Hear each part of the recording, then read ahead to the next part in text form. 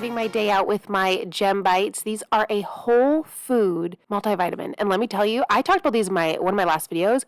They have been a game changer for me. Look at all these amazing ingredients. Two of the ingredients I wanted to include for this year, because I just became a mom, I shared in my last video, are turmeric and black pepper, because they will help my joints. A lot of you actually commented on that video and said you had a lot of joint issues post-baby too. You didn't really see notices until you were about 18 to 24 months postpartum. I've already seen a difference in taking these for 60 days. These are the little bites. They're absolutely amazing. They taste so good.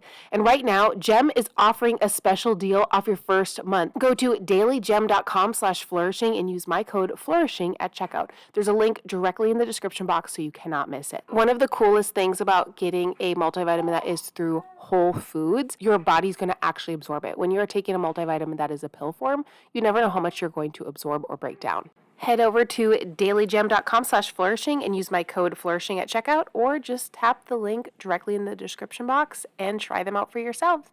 Good morning. What day is it? I don't know. Happy day.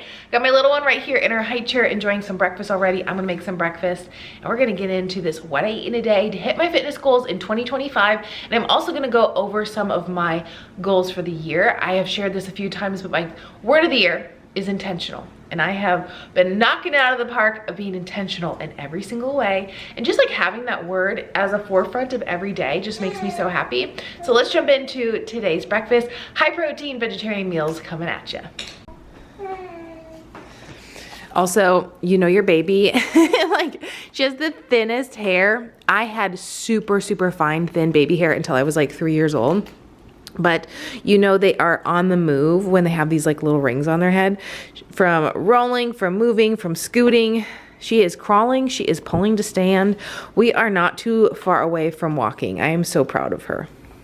But she's enjoying some breakfast and I'm gonna make her some more breakfast. We're gonna have some avocado toast. Huh, girly? If you eat eggs, what are the prices of eggs where you live? Because I'm embarrassed to say they're like $15 a dozen here. Thankfully, I have a lot on hand because we stocked up not too long ago. But once these are gone, bro, they're gone. And if they continue the prices they're at, I have to find a new protein source. I know a lot of people always say on my videos they don't like egg whites. Egg whites have been in stock. I don't know why they're not on shortage, but they're also super affordable right now, which is also weird. I don't know. 1 cup of egg whites, 1 whole egg. Normally I do 2 whole eggs, but there's a shortage, so we gotta do what we gotta do. Holy guacamole cup. My girl loves this. I just get this instead of actual avocado and feed it to her. I know it has like seasonings in it. Babies can have seasonings. I just don't give her onions right now. Made a actual mistake and called it a nightshade. I can't remember what onions are, but I'm just waiting to give them to her. Also, I am so obsessed with this Dave's Killer bread. It also has 3 grams of protein per slice. Obsessed. My girl doesn't like it as much as she likes the other bread that we usually get, but she'll eat it. So, making a couple slices to go with our eggs. She also prefers egg whites to eggs. This is really common with babies. I'm just gathering this information because a lot of moms have told me that their little ones preferred the egg whites to the egg too. While I am making breakfast, let's talk about my first intentional goal, because I do have like the word intention as like my word of the year, but underneath that I feel like it's like a subset of actual goals. Intentionally working out for 30 minutes a day, no matter what. Well, obviously if I'm sick, I'm not going to work out. Like if I'm puking my guts out, have a fever, there's no intentional workout happening. But any day that I'm like healthy and feeling good and not sick, which I mean, we get sick, I think it's on average like 2 to 3 days a year, unless you have a better immune system than me. Anyways, intentional workout every day. Just move my body. That could be walking, a spin workout. It could be going for a run. It could be a weightlifting workout, but a minimum of 30 minutes. That is my goal. I'm doing that because 1, I love to move my body. Two, I'm grateful for a healthy body. I never look at movement as punishment. I have people all the time ask me in my comments, DMs on Instagram, they're like, I'm not motivated. There's no such thing as motivation when it comes to working out. We want to believe that like the people that work out all the time are motivated. No, they just find joy in movement. And I think that's like the biggest thing is like you don't use movement as punishment, like, oh, I'm going to move so I have weight loss. No, you move because you're grateful, because you find joy in it. And then the subset of that is that the consistency equals that your body changes. Hopefully that makes sense. So that's like my first goal of the year. Second goal of the year is to drink more water. I have this goal every single year, but I want to be intentional about water. I just feel like I slack on that a little bit just because I am so busy and always on the go, especially at work, that this might be TMI, but like I don't want to always stop and use the restroom because I'm a goer. So that is just another intentional thing, is just to get over it and just stop and use the restroom if I have to. Okay, one more thing, odd angle, but can we just take a moment for the postpartum hair shed, what people call hair loss, but it's really just shedding of your hair, to be over. It's over for me finally, I think, which is why I've been wearing my hair down the last couple weeks, because I'm not shedding all over the place. Makes me so happy. I've done my hair a few times and I literally feel like a new woman. Yes, I could have done it during the shedding phase, but there's nothing more annoying to me than picking up hair all the time, so I just kind of kept it like pulled back in a braid or in a clip. And now, I don't know. I just like gave myself all the grace in getting back to like being myself post-baby, because I've never had a baby before, right? And I feel like you have to do that with every pregnancy, but like having no expectations postpartum, I just kind of went by how I felt every day. And like month after month after month, I have felt so amazing that by like month 6, I just truly felt like myself. And here I am, month 7. I'm gonna put you in my cabinet.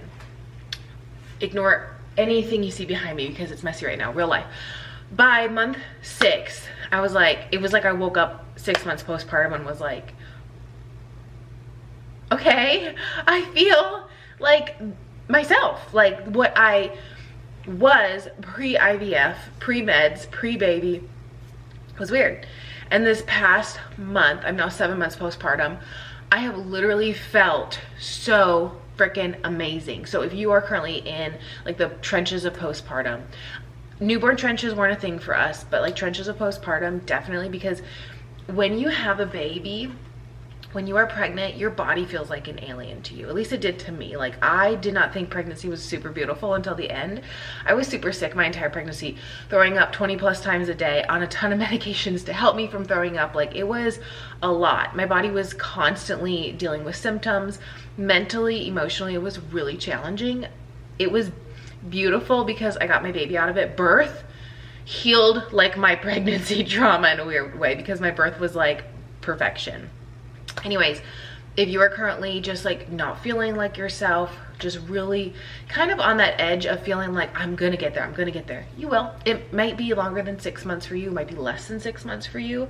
I have felt good my entire postpartum because my birth was so amazing, but really at that 6 month mark, I feel like everything just kind of like felt really good. So, and I've been like hitting it hard at the gym. I'm way below my pre-pregnancy weight, which I know for a lot of people, bounce back culture is like super negative.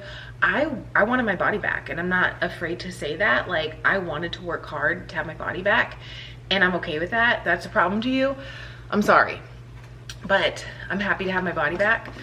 I'm happy to be strong again, have great endurance, have some goals for this year. Okay, so fitness goals for the year.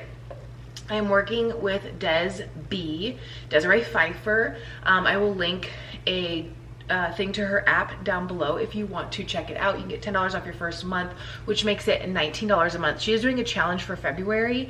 If you don't want to join the challenge, that's fine. I am doing just her, I did her December challenge, and I'm just like a monthly member in her app. The workouts are phenomenal. Phenomenal. I mean, like, if you're a busy mom, currently we're doing like a 3-day a week with an option of 4 days a week, like a bonus workout. That's it. And you might think like, well, I need more than that. You can add more than that. There's lots more workouts in the app that you can add on to your week, but that's been perfect for me. So I focus on 4 days per week of lifting. I lift for like 45 minutes ish, and then usually do like 10 to 20 minutes of cardio post lift.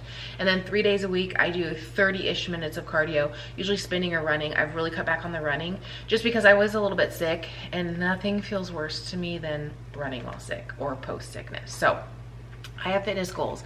I want to get super, super, super fit before I have another baby. And that's just me being honest. We don't know when we're gonna have another baby, but I am an older mom and I do want to have a few more kids. Yes, I'm putting that out there, even though pregnancy was so hard. And so I just want to be super fit again before I get pregnant, because I will have to take a break because it's an IVF pregnancy again. I will have to take a break from working out, hopefully not as long. I will work out throughout my pregnancy. Hopefully I have a great postpartum as well, but you just never know. Like I said, you should have no expectations. But pre-workout wise, I'm just gonna put it in this. I'll show you what I'm using. Under working out and being intentional is to intentionally go to the gym at least once per week this year. Why? I actually went to the gym this day. I put my baby down for a nap. My husband came home. He was home with her while she was sleeping, and I went to the gym. I didn't film anything. I just went and had my own time for a couple reasons. One, I work a lot, and when I'm not at work, I'm at home with my baby, which I love. But I have noticed that I have a little bit of postpartum anxiety. It has gotten way better. I'm not going to share about it because I just don't feel like opening that can of worms on the internet. But I feel like when I do go somewhere, it does help build that confidence to share that intrusive thoughts that are very normal post-pregnancy, anxiety, which is also very normal post-pregnancy. It's just I hate to say it's just like my mind playing games on itself, but it kind of is, because none of these things are actually a reality in my life. So going somewhere intentionally that I enjoy to go to, it's like a safe space for me to burn off that anxiety and energy. That is another goal. So going to the gym once a week. Okay. Intentionally making more easy meals at home. Again, this is something that I feel like I do every single year, but now that we have a baby that is eating food, we are doing baby-led weaning, and I just do about one intentional meal a day for her. I keep using that word intentional, but honestly, it's just stamped across my brain at this time. Side note, this high-protein ramen is actually pretty good. I just don't like the seasoning packets. So this was my first time giving it a go. It is plant-based with seasoning packets. I really, really enjoy it. I love putting vegetables with it. I just don't enjoy the seasoning. So the other times that I've had it, I've actually just put soy sauce and sriracha with it. Loved it so much more. The noodles are great. They taste really good. I just don't really care for the seasoning. Just not preference for me. But I highly recommend trying them. I'll link them down below.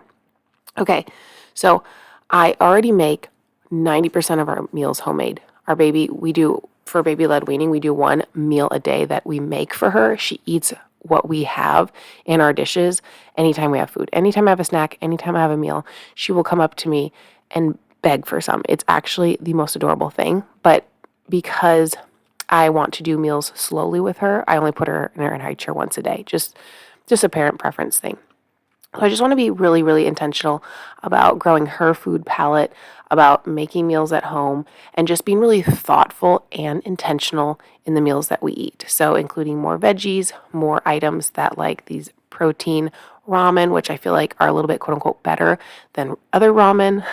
They don't taste as good as other ramen, but how can you beat real ramen with those super sodium filled packed seasonings? Am I right? Anyways, she actually really liked this meal too. I don't give her onions. I've said that before. She likes mushrooms. She loves noodles. Not even likes, she loves noodles.